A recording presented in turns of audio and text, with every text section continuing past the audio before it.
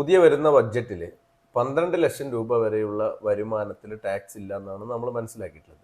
അപ്പം നമ്മൾ ഈ ഷെയർ മാർക്കറ്റുമായിട്ട് ബന്ധപ്പെട്ടിട്ടുള്ള ഈ വരുമാനം 12 ലക്ഷത്തിൽ ഉൾപ്പെടുന്നു എന്നുള്ളതാണ് എൻ്റെ ചോദ്യം. നിങ്ങൾ ചോദിച്ച ചോദ്യം എന്താണെന്ന് വെച്ചാൽ 12 ലക്ഷം രൂപ വരെയുള്ള വരുമാനത്തിൽ ഈ ഷെയർ മാർക്കറ്റിൽ നിന്ന് കിട്ടുന്ന ലാഭം ഉൾപ്പെടുമോ ഇല്ലയോ, അത് ഉൾപ്പെടുത്താൻ പറ്റുമോ എന്നുള്ളതാണ്.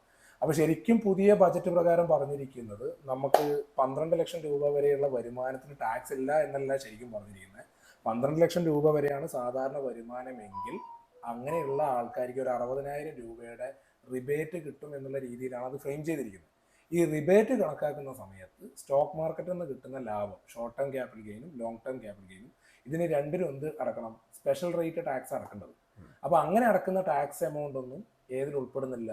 ഈ റിബേറ്റിൽ എന്ത് ചെയ്യില്ല? ഉൾപ്പെടില്ല. അപ്പോൾ ഈ 12 ലക്ഷം രൂപയുള്ള ബെനിഫിറ്റ് എന്ന് പറഞ്ഞാൽ ഇങ്ങനെയുള്ള വരുമാനം ഒഴിച്ചിട്ടുള്ള വരുമാനത്തിനാണ് അതിൻ്റെ ആനുകൂല്യം എന്ത് ചെയ്യുക? ലഭ്യമാവുക. അത് കൃത്യമായിട്ട് ബജറ്റിൽ എന്ത് ചെയ്തിട്ടുണ്ട്? പറഞ്ഞിട്ടുണ്ട്.